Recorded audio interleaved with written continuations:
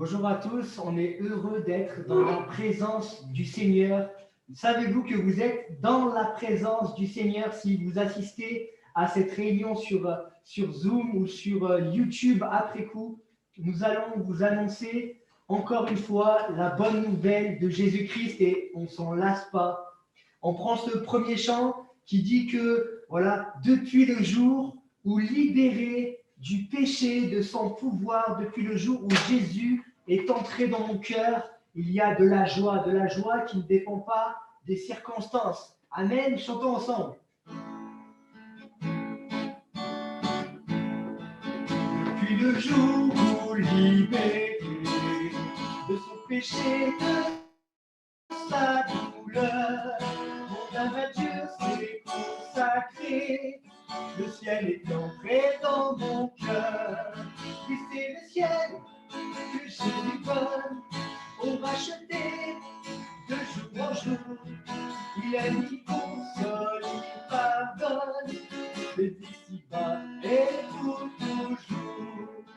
Que notre abri soit dans ce monde, de l'humble chaumière au palais, qui dans nos cœurs sa grâce abonde, tous les bonheurs, parfaite paix. Oui, c'est le ciel que Jésus donne pour racheter de jour en jour. Il aime, il console, il pardonne, des ici-bas et pour toujours. Elle est bien loin de notre patrie, où Dieu réunit ses enfants. Mais c'est Jésus et notre vie. Le ciel est à nous maintenant. Mais c'est le ciel que Jésus donne au racheté de jour en jour. Il aime, il console, il pardonne, des ici-bas et pour toujours.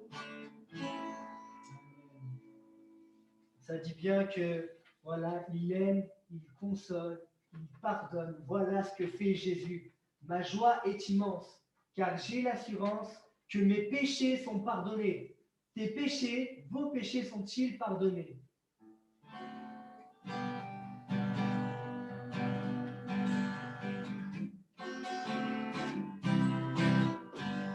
Ma joie est immense, car j'ai l'assurance que mes péchés sont pardonnés.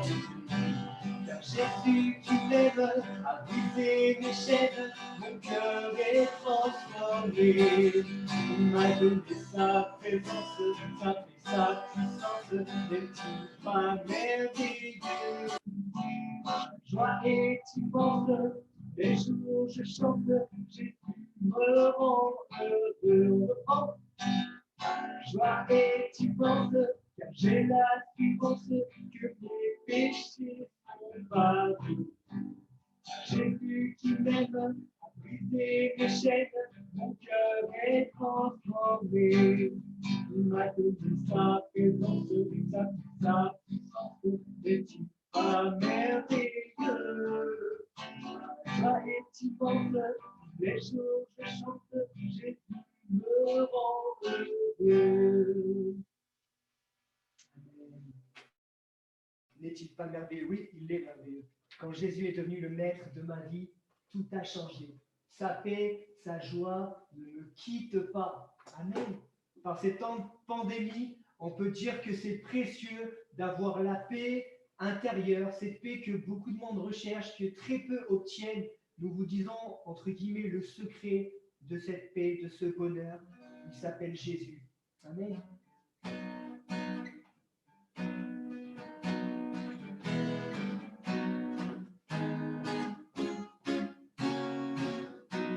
Jésus est devenu le maître de ma vie.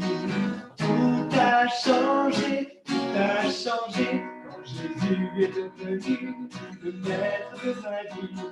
Tout a changé, tout a changé.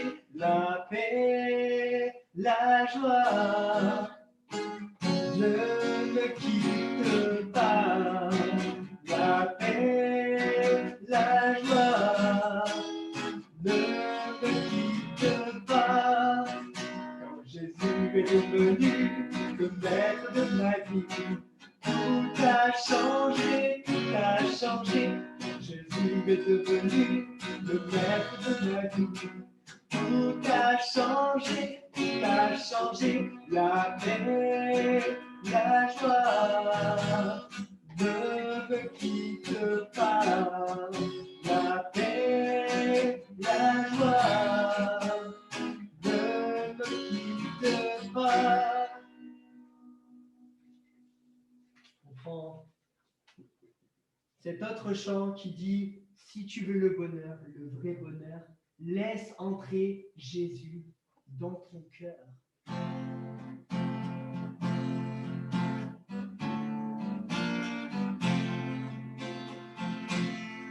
Si tu veux le bonheur, le vrai bonheur, laisse entrer Jésus dans ton cœur.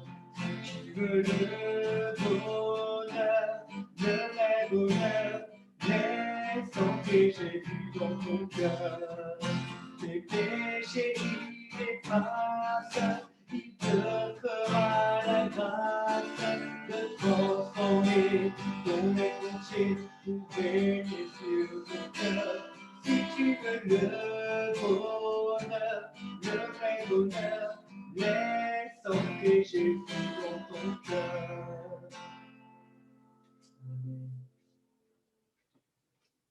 Du coup, je vais penser, le micro, est-ce qu'il m'entend là comme ça?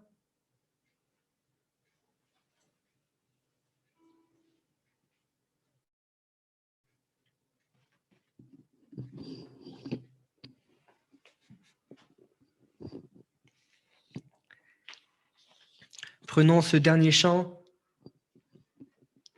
Excusez-moi si vous n'avez pas entendu jusqu'alors. Le Fils de Dieu voudrait t'entourer de ses puissants bras d'amour.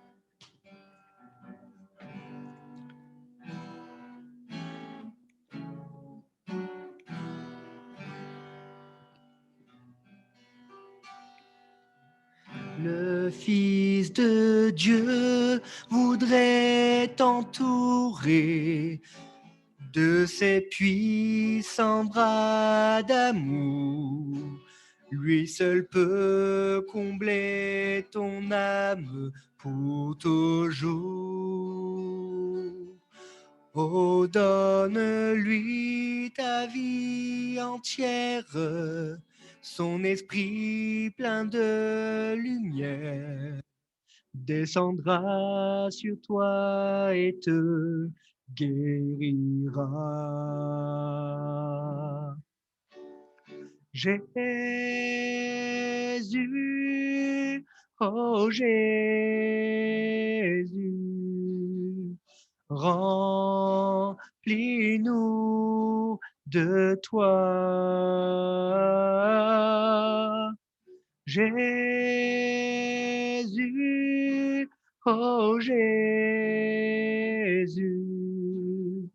remplis-nous de toi.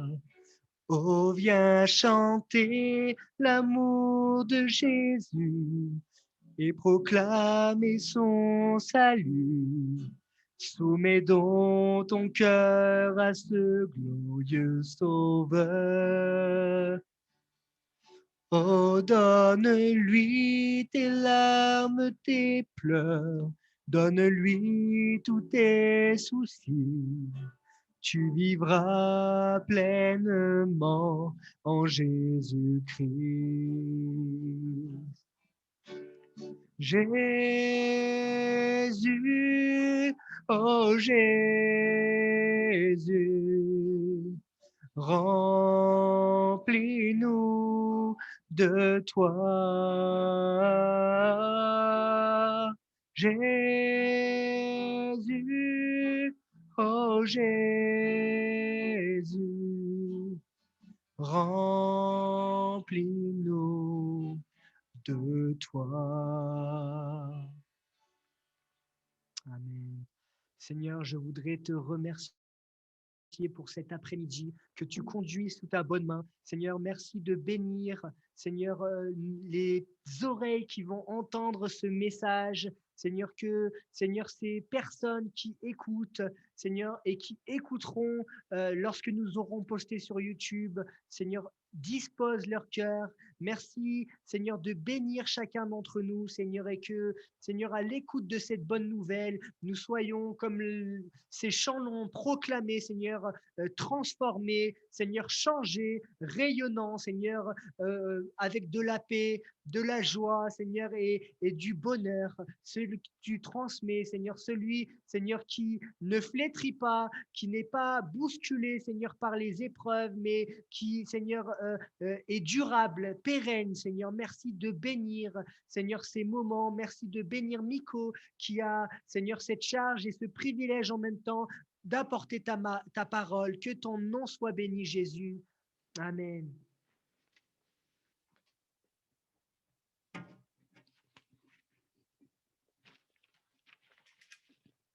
Voilà, gloire à Dieu. C'est ce privilège de courtement vous partager la bonne nouvelle cet après-midi. Et donc, je vais ouvrir bien sûr la parole de Dieu, la Bible, dans les évangiles. L'évangile, ça veut dire la bonne nouvelle parce qu'il est question de Jésus. Et dans l'évangile de Luc, chapitre 17, on va lire un court passage à partir du verset 11. Luc, chapitre 17 et verset 11. Jésus, se rendant à Jérusalem, passait entre la Samarie et la Galilée. Comme il entrait dans un village, 10 lépreux vinrent à sa rencontre. Se tenant à distance, ils élèvèrent la voix et dirent « Jésus, Maître, aie pitié de nous ». Dès qu'il les eut vus, il leur dit « Allez vous montrer au sacrificateur ». Et pendant qu'ils y allaient, il arriva qu'ils furent guéris. L'un d'eux, se voyant guéri, revint sur ses pas, glorifiant Dieu à haute voix. Il tomba sur sa face aux pieds de Jésus et lui rendit grâce. C'était un Samaritain. Jésus, prenant la parole, dit « Les 10 n'ont-ils pas été guéris? Et les 9 autres, où sont-ils? Ne s'est-il trouvé que 7 étrangers pour revenir donner gloire à Dieu? » Puis il lui dit « Lève-toi, va, ta foi t'a sauvé. » Amen. C'est vrai que c'est un épisode merveilleux, un lépreux qui était exclu de leur communauté. Ils ne pouvaient plus entrer dans leur ville. Ils ont vécu dans un confinement, dans une isolation. Et c'est vrai qu'aujourd'hui, on connaît ces moments. Dès qu'on a pris Covid, on est isolé. On n'a plus de droit de rentrer dans la communauté des hommes. Il faut rester isolé dans sa chambre et dans sa maison. Et ces 10 lépreux, c'était des cas pareils. Ils ne pouvaient pas entrer chez les gens et ils devaient rester dans l'isolation et c'était un peu plus longtemps encore. Ce n'était pas 14 jours, 7 jours, c'était toute leur vie. Et ils n'avaient aucune espérance de se trouver parmi les gens. Ils étaient dans une communauté isolée entre eux. Ils étaient là condamnés pour mourir, pour passer leur vie entre eux. Et ils étaient malades et ils étaient regardés d'une certaine façon. Et donc, ces hommes, ils se sont approchés de Jésus. Jésus, il ne les a pas reprochés, il ne les a pas poussés, mais il les a laissés venir. Et il a donné des indications. Il n'a pas dit que faites des tests lépreux, ou comme aujourd'hui on fait des tests Covid. Non, il a dit que allez vers le sacrificateur. C'était en fait le test lépreux à l'époque.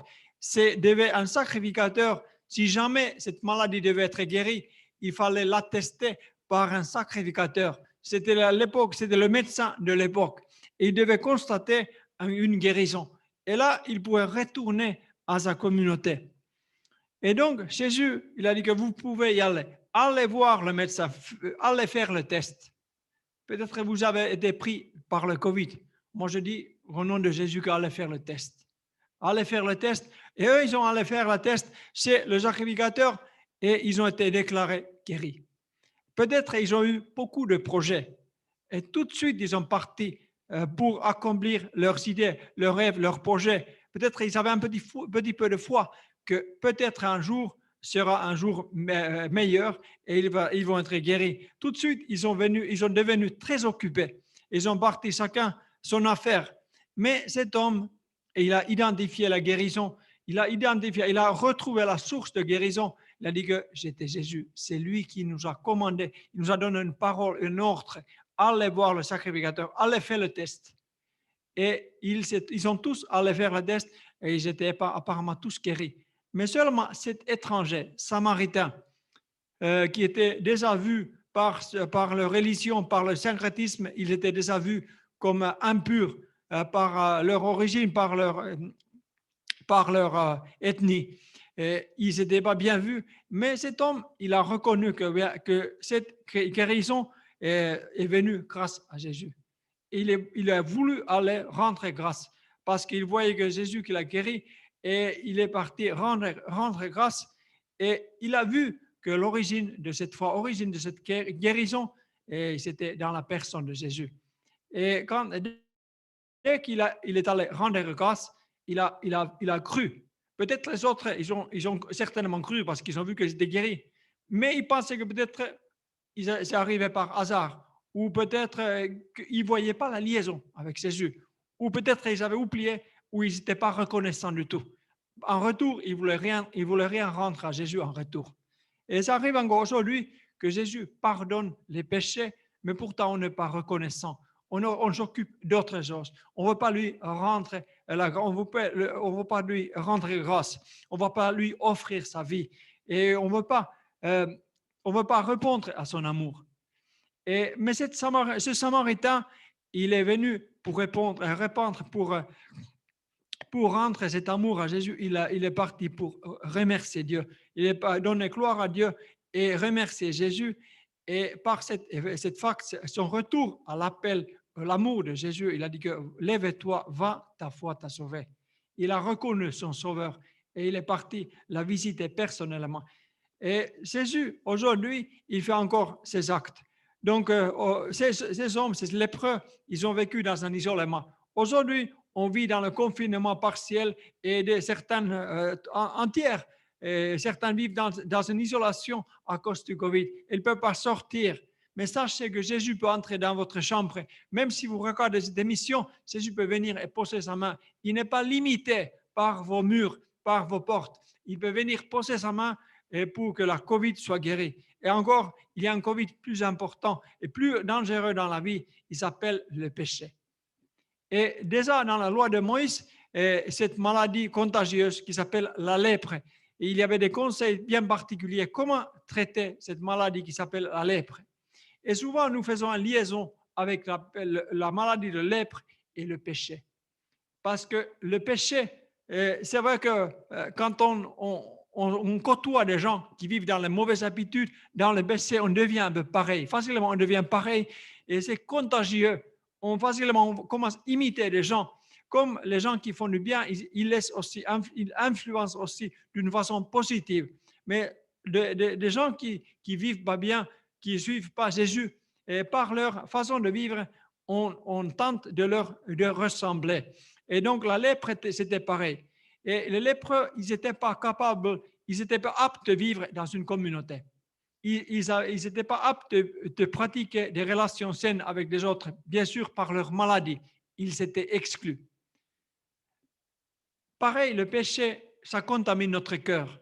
Ça nous rend pas aptes de maintenir des bonnes relations avec les autres. Parce qu'il y a de mauvais fruits dans notre vie à cause du péché.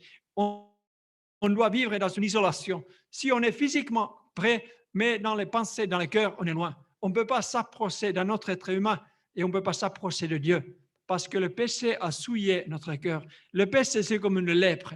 On a besoin d'être dans l'isolation et ça veut dire que cette isolation, c'est d'une durée éternelle.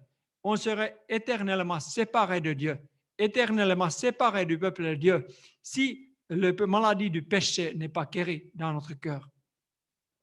Et donc, ça empêche de vivre dans une communauté avec les gens et une communion avec Dieu. Cette maladie contagieuse, on se sent vexé, différent, parce que nos cœurs ont été touchés par le péché. Et ce qui est le pire, c'est dans notre nature. Ce n'est pas la peine de chercher de très loin pour être contaminé. C'est dans notre nature. On est né, on est conçu dans le péché, comme dit le roi David. Et quand on vit dans un état de péché, un peu comme un état de lépreux, et il manque la paix et la sérénité dans notre vie. Le cœur est rempli d'animosité vers Dieu et vers des autres, vers mes contemporains et des fois aussi contre moi-même. Et j'ai envie de mourir, j'ai envie de me tuer. Mais Jésus peut libérer de ta condamnation. Jésus peut te rendre libre. Et c'est vrai que avec ces pensées remplies d'animosité vers les autres, on voit dans nos communes, des fois, ça suffit de circuler avec la voiture, il y a klaxon qui sonne tout le temps et le point qui est levé quand on voit que quelqu'un a crié la priorité ou il pense qu'avoir crié la priorité. Et on voit qu'il y a cette tension dans la société à cause de l'animosité, à cause du péché. Et dans cette animosité, des saints apôtres parlent aux Corinthiens. Quand il a parlé aux Corinthiens, il dit que car je crains de ne pas vous trouver à mon arrivée tel que je voudrais et d'être moi-même trouvé par vous tel que vous ne voudriez pas. Je crains de trouver des querelles, de la jalousie, des animosités, des rivalités, des médisances, des calomnies, de l'orgueil, des troubles. Et vous savez, ce qui origine ces choses, c'est la chair. C'est la chair qui est remplie du péché, qui est contaminée par le péché. Et cette chair, seule chose pour dépouiller, seule chose pour s'en sortir, c'est de n'être né de nouveau. Être né de nouveau et pour que ce corps du péché soit mort, mis à mort avec Jésus-Christ par la foi. Et encore, l'apôtre dit aux Galatiens que le fruit de ma chair, c'est l'idolâtrie. Ça se manifeste que je veux me prosterner devant les statues, devant les faux dieux, devant les choses de ce monde. Et puis il dit la magie. Je lance les mauvais sorts, c'est les personnes. Les rivalités, je vais être meilleur que l'autre. Les querelles, les jalousies, j'ai envie, c'est que l'autre a. Les animosités, les disputes, les divisions et les sectes. C'est le fruit de la chair. Et voilà, ça se manifeste dans le cœur qui est souillé par le péché. C'est comme une lèpre. C'est comme une lèpre. On ne peut pas vivre dans une communauté où il y a l'idolâtrie, la magie, les rivalités, les querelles, les jalousies, les animosités. On ne peut pas vivre ensemble dans ces circonstances. Les disputes, les divisions, les sectes. On haït les autres, on est les autres, on est même soi-même. Et comment s'en sortir? Éphésiens entend encore les mêmes paroles de l'apôtre Paul, que toute amertume, toute animosité, toute colère, toute clameur, toute calomnie et toute espèce de méchanceté disparaissent du milieu de vous. Car cette Église était née de nouveau, il est devenu le peuple de Dieu. Ces anciennes habitudes ne devaient plus régner parce que ça faisait partie de vieil homme.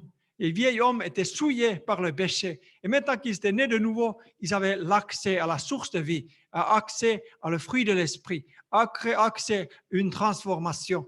Mais l'apôtre avait peur qu'il puisse faire un demi-tour en arrière, un pas en arrière. Il revient à ceux qui s'étaient sortis, d'où ils s'étaient sortis, de ces anciens, de leurs anciennes natures. Mais quand Jésus est né, il y a 2000 ans, quand Jésus est né à Bethléem, il y avait une parole qui a été donnée, Luc chapitre 2. Il est écrit que et soudain, il se joignit à l'anse une multitude de l'armée céleste, louant Dieu et disant « Gloire à Dieu dans les lieux très hauts et paix sur la terre parmi les hommes qu'il agrée. » Malgré toute cette nature de notre chair, notre nature charnelle, toute cette manifestation, animosité, colère, clameur, rivalité, querelle, Dieu a agréé avec l'homme, malgré sa souillure, malgré sa lèpre, malgré sa contamination du péché. Depuis le premier homme à Adam dans le paradis, depuis le premier homme, on est souillé, on est marqué par le péché, on est tacheté comme un lépreux. Mais Dieu a agréé avec l'homme pécheur, avec une femme pécheresse, et il s'est approché de nous dans la personne de Jésus-Christ. Et c'est pour ça qu'il est gloire à Dieu dans les lieux très hauts, car Dieu est descendu dans la personne de Jésus-Christ sur cette planète. Il est venu pour chercher et sauver celui et celle qui était perdu. Il est venu pour te sauver, il est venu pour te chercher, il est venu pour te purifier, pour te libérer, pour te guérir, comme il a fait aux lépreux qui était physiquement malade. Mais le péché, c'est un lèpre. C'est un lèpre qui contamine et qui me condamne et qui me rend incapable de vivre avec les hommes, et des fois incapable de vivre avec moi, ma propre personne. Je sens vexé, je sens que je suis différent que les autres, je ne peux pas être avec les autres, je sens que je ne peux pas vivre en communion, je ne peux pas me présenter devant Dieu. Je n'ai pas la franchise de prier parce que ma propre conscience me condamne, que je ne peux pas me tenir devant Dieu. Dieu qui est juste et moi je suis sale.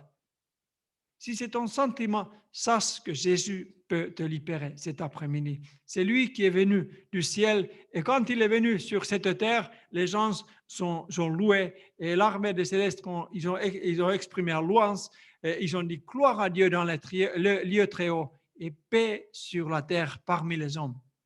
Dieu veut qu'il y ait une paix parmi les hommes, comme il y a une paix aussi dans le cœur.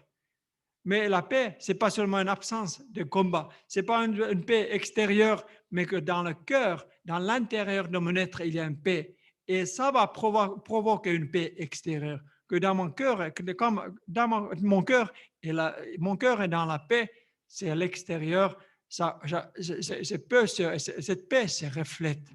On sent qu'il n'y a plus de lèpre, il n'y a plus de contamination, mais il y a la paix, il y a la sérénité. Et la confusion a disparu. Et la condamnation, la culpabilité a disparu. La honte a disparu. Et ce n'est pas étonnant si l'idolâtrie, la magie et la rivalité et les querelles disparaissent aussi, quand cette culpabilité a disparu. Cette culpabilité qui me pousse à accuser les autres pour la faute que j'ai commise moi-même. Et cette culpabilité qui me sent tout le temps tendu vers les autres, qui me fait lever le poing et pour dire que oui, c'était ma priorité, que tu as crié. Et cette paix que Jésus donne, ça vient remplir mon cœur. Jésus lui-même, il a dit que je ne vous donne pas, je ne vous laisse pas comme le monde donne. Ce monde, il a beaucoup de choses à te donner. Il demande la fortune, il te propose un nom, une certaine réputation, et il te propose une proposition, une réussite. Mais tout ça, c'est éphémère. Le monde va vite reprendre tout ce qu'il a donné, et encore pire. Il ne peut pas te donner la vie éternelle. Il ne peut pas te donner la vie avec Dieu. Il ne peut pas te donner la paix, la sérénité, même dans ce siècle. Mais tout ce qu'il te donne, il le reprend. S'il te donne avec une main, il te reprend avec deux mains. Et tu es encore plus esclave que jusqu'à présent. Si tu fais confiance en ce monde, si tu fais confiance en ce qui est visible aux cieux, mais si tu mets ta foi en Jésus, c'est vrai que tu ne le vois pas, mais on sait qu'il a été ici il y a 2000 ans. Et encore aujourd'hui, il est ici par son esprit. Et il est agissant. On ne voit pas la personne de Jésus, on ne voit pas la personne du Saint-Esprit, mais on voit ce qu'il fait. On voit ce qu'il peut produire dans une personne. Nous sommes tous témoins de ça. Quand Jésus a touché ma vie, quand j'ai ouvert mon cœur à Jésus, il est venu changer ma vie. Il est venu changer mes intentions. Il est venu changer mon habitude. Il est venu changer tout ce qui était en moi. Et aussi, ça reflétait même à l'extérieur. Et que mes amis, ils ont vu, mais il est changé. Il n'est plus le même. Il n'a plus la même envie. Il n'a plus le même désir. Et il ne se souillait plus comme avant. Et c'est qu'on me dit de toi, une fois que Jésus a touché ta vie, une fois qu'il est rentré dans ton cœur. Et gloire à Dieu dans les lieux très hauts et paix sur la terre parmi les hommes que Dieu a créé. Dieu a créé aussi avec toi. Il a vu ta souillure, il a vu ta condamnation et il est venu te libérer. Il est venu pour t'affranchir. Jésus a dit que celui que le Fils l'affranchit, il sera réellement libre. Je ne sais pas cet après-midi si tu es réellement libre, mais tu peux le devenir juste par la foi. Comme ces lépreux, et ils ont crié, aie pitié de nous, aie pitié de nous. Tu peux dire, aie pitié de moi. Ou comme ce brigand qui était à la croix avec Jésus, il a dit à Jésus que souviens-toi de moi quand tu viendras dans ton royaume. Jésus a dit que certainement aujourd'hui tu seras avec moi dans le paradis de Dieu. Dieu a toujours répondu à un cri de cœur, à un cri désespéré. Quel que soit l'homme, qu'il soit souillé, quelle que soit sa condamnation, quelle que soit sa souillure, Jésus entend qu'un malheureux cri. Il entend et il va te libérer, il va te pardonner et il va te guérir. Car Dieu est amour. Et Dieu a tellement aimé le monde qu'il a donné son Fils unique pour mourir sur la croix, afin que quiconque croit en lui ne périsse point, mais qu'il ait la vie éternelle. Et il en aura aussi la certitude quand il ouvre son cœur à Jésus. Jésus a dit que venez à moi, tous qui êtes fatigués et chargés, je vous donnerai du repos. Prenez mon joug qui est aisé. La joug des hommes, c'est pas aisé, c'est pas facile. Les gens essayent de poser toutes sortes de jougs sur tes épaules et toi, tu n'arrives pas de porter. Tu penses qu'en faisant plaisir aux gens, en acceptant leur joug, ça va mieux. Ils vont m'accepter et ils vont m'accepter dans leur compagnie. Mais enfin, tu trouves que tu as encore plus de fardeau qu'avant. Tu as encore plus mal qu'avant. Même les hommes te sourire après leur acceptance. Et comme Jérémie dit que malheur à l'homme qui fait confiance à l'homme, qui met son appui sur la serre. Mais heureux l'homme qui se confie à l'Éternel, dont l'Éternel est l'espérance. Celui qui vient, Jésus, qui accepte, qui pose ses fardeaux dans le pied de Jésus et prend son joug. Et son joug, il a été fait sur mesure, sur ta vie. Si Dieu te demande quelque chose, Jésus te donnera la force de l'accomplir. Il te communiquera sa puissance pour l'accomplir. Il te communiquera sa grâce et sa capacité pour que tu puisses le suivre.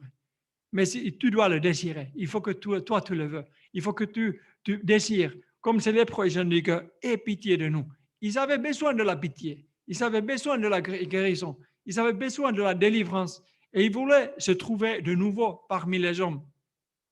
Mais avec ton péché, avec tes animosités, avec tes rivalités, des querelles, tu ne peux pas te trouver parmi les hommes parce que tu es marqué par la souillure du péché. Mais une fois que les animosités, ces disputes, les querelles disparaissent par la paix que Jésus donne, par son pardon, tu es capable encore de vivre dans la communauté des hommes, dans la paix avec les hommes, qui était le désir de Dieu au premier Noël. Paix sur la terre parmi les hommes. Tu peux vivre cette paix parmi les hommes. Des disputes familiales et des difficultés parmi les autres disparaissent, que tu te confies en Jésus. C'est la bonne nouvelle cet après-midi que nous voulons dire que Dieu a réglé tes problèmes. Mais il faut que tu le laisses régler, que tu laisses la place à Jésus. C'est vrai que si j'ai du mal à trouver bon endroit avec ma voiture et si j'ai du mal à conduire ma voiture, je laisse peut-être une personne, un ami qui sait le faire mieux. Il m'a dit que toi, tu prends la place, je me mets à côté. Mais Jésus, c'est comme un conducteur qui sait conduire ta vie. Et quand tu as du mal à conduire, tu ne sais pas où aller, tu ne sais pas où chercher, dis que Jésus, prends le place, prends le volant, dirige-toi ma vie, dirige-toi la voiture de ma vie, pour qu'on ne tombe pas dans la fossée chaque fois, mais qu'on puisse continuer sur la route, on puisse se tenir sur la piste. Et Jésus, il est volontaire. Il est volontaire. Quand tu lui laisses la place, il prend la place et il viendra conduire ta voiture. Il viendra diriger ta vie. Tu peux même mettre derrière, dire Jésus, mets-toi devant, prends-toi le volant et je reste dans cette voiture et je te laisse diriger toute ma vie. Je te laisse toute la place. Et c'est là cet honneur qu'on peut offrir à Fils de Dieu, à Jésus, le Messie, qui est venu sur cette terre pour nous chercher, pour nous sauver, pour diriger notre vie. Parce que Dieu, il a un plan pour ta vie. Toi aussi, tu peux avoir un plan. Mais sache que le plan de Dieu, c'est le meilleur.